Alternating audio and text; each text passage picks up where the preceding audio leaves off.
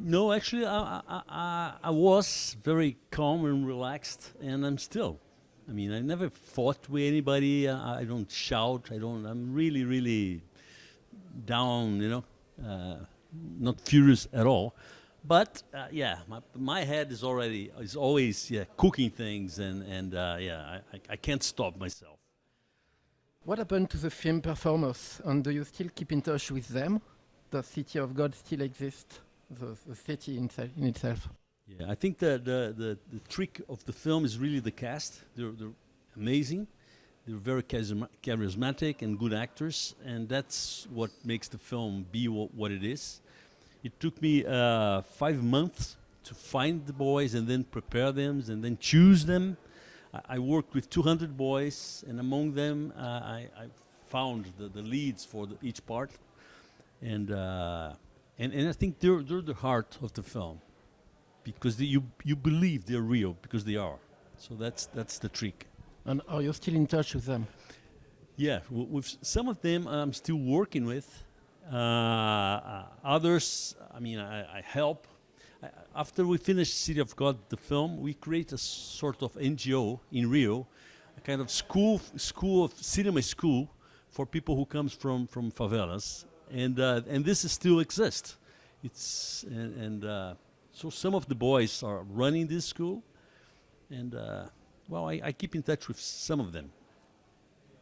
What was denounced in the film 20 years ago, the ultra-violence in the favelas, the gang warfare, the drug trafficking as the main route, has it evolved now? Is it still the same there? Or? No, now the drug dealers, they have less power than they used to have, because now the militias are taking control of the favelas. Militias are policemen that were expelled from the corporation, and they create kind of gangs that controls all the areas in Rio, and so they don't allow drug dealers to be there, or they charge drug dealers to stay there, and this is the real problem in Brazil now, because militia they are linked to governments and to the son of our ex-president Bolsonaro. His son, who's a senator, is being sued because he has close interaction with militias. So what used to be only thing inside the favela now is becoming a national problem. When City of God was released 20 years ago, it shone with its modernity and the use of techniques that had just arrived. I mean, for instance, morphing or a lot of things with the cameras. Did you have any deep-rooted influences at this period of time, perhaps in the American Western, maybe, or something like this? That could. No. I mean, the problem we had with this film is that the story is too long. There's so many characters, so many stories, so many plots, and how could we compress all this in 2 hours?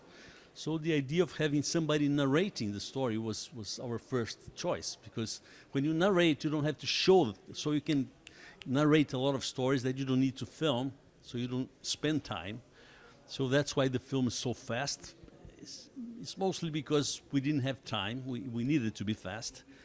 And all the little techniques that we found in the film was always to make to compact things, make it run as fast as it could. I think there was one American film that was a good reference for us, which was Goodfellas.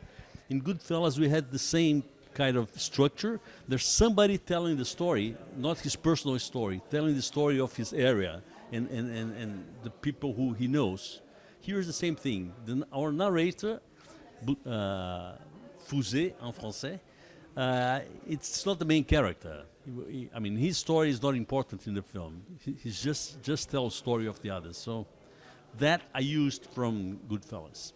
Yeah, I thought I was going to be able to recut the film, but I think watching today after 22 years, I don't see what could I change, There were some bits that I would like to trim, but I wouldn't add anything because the film has a lot of information. I mean, there's no point adding more information. I have scenes that I cut, but it would be too much. So I'll keep the film as it is, and my restoration probably will be just the quality of the image, because the quality is very, very bad, very lousy. Yeah, well, this specific book is quite cinematic, because it's all about action. Films love action, right? When you tell stories by actions. So, and this film has a lot of action. But the book itself is very different from the film. If you read the book is just a compilation of, 40, 50 different stories with 200 characters. And there's no art in the film. There's only story after story after story. And for the film, we had to create like an arch. So we create this is not in the book. This was something created in the script. Yeah, in the end, we brought back those two characters just for the audience to know that this is not invented. This is, of course, there's a lot of fiction. It's fiction, but it's based on a real story. And in the real story, Fusé is Paulo Lins, is the writer. When we start writing the script, the guy who would tell the story would be a boy that lived in the favela and who likes to write, and which is exactly Paulo Lins' story. He was a writer who wrote this and tells us the story. So we started in the script with a writer. Then we thought nobody would believe that a writer would be, could have a writer inside the favelas. And we decided to make him a photographer, which is much more visual, better for a film. Does it change something with Lula compared to Bolsonaro? And nowadays, you mean? Yes.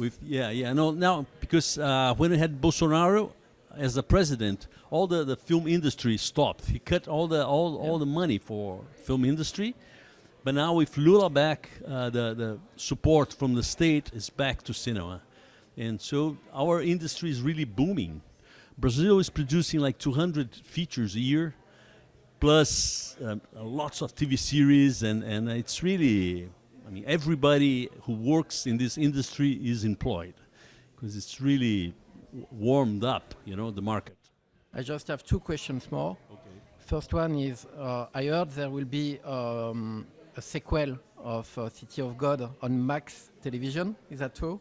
No, it's already on. It's already on. Turn on Max. So Max is we made this series, first season, the same characters. The characters you see here, we'll see again, older in the series. It's already on air. And now, 2 weeks ago, we started shooting the second season. But I'm not involved as a director or writer. I'm just the producer.